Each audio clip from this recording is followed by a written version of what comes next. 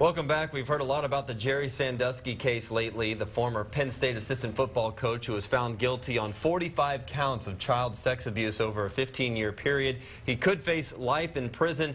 Joining us today is Diane Rhodes, the Chief Program Officer for SafePlace Austin, a nonprofit that helps victims of sexual abuse and domestic violence. Thank you for being with us today. My pleasure. How closely have you followed this Jerry Sandusky case, and what do you imagine that the victims are experiencing right now?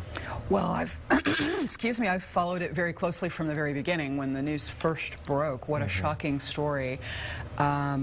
And particularly it's such a prestigious program. Sure. And the media has covered it so closely, we've been able to follow every step of the case. Right. Hopefully the victims in that case, both those who testified and accused him and the others that we know were there at Penn State and may have been victimized, feel relief and feel like maybe something is over, and hopefully their healing process is continuing.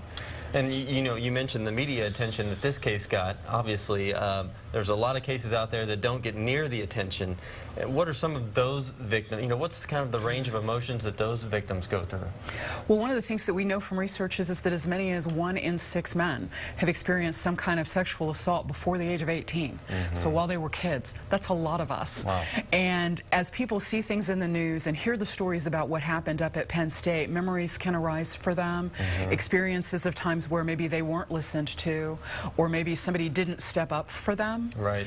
And so it can be a tough time to have all this stuff going on around you when you may think that you've put something behind you. I know SafePlace has a range of services that are for sexual abuse and domestic violence victims. We do. What are some of the services you guys offer?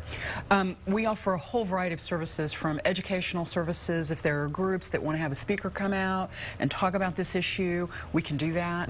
And I think, for anybody who's experienced sexual assault, whether you're male or female, we have counseling services. Some amazing men and women work at SafePlace who can kind of help people talk through these issues and start their healing process. But even more than that, over 200 men came to us last year to get services, and they're there and they're amazing and they're on their healing journey, and joining them is something that might be really helpful for someone. Well, you had 200 men that came in last year, possibly because of the Jerry Sandusky case, kind of bringing it to light. Why wouldn't someone come forward? Because I know that's kind of a barrier. It's a huge barrier. It's very scary. This isn't something that's supposed to happen to boys and men. And we teach our boys and men not to talk about scary stuff and to man up. Right. And take care of themselves. And all of those things can create barriers to people being able to come forward and talk about something really scary and potentially embarrassing. What can, people, friends do if you know that someone has been a victim? What can they do to help out?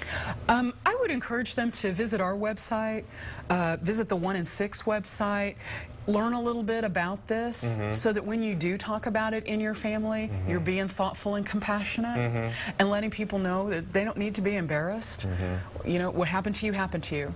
And starting your healing journey can begin anywhere. Absolutely. Great to have a support network, and it can all start with SafePlace. Thank you so much for being with us today. Thank you very much.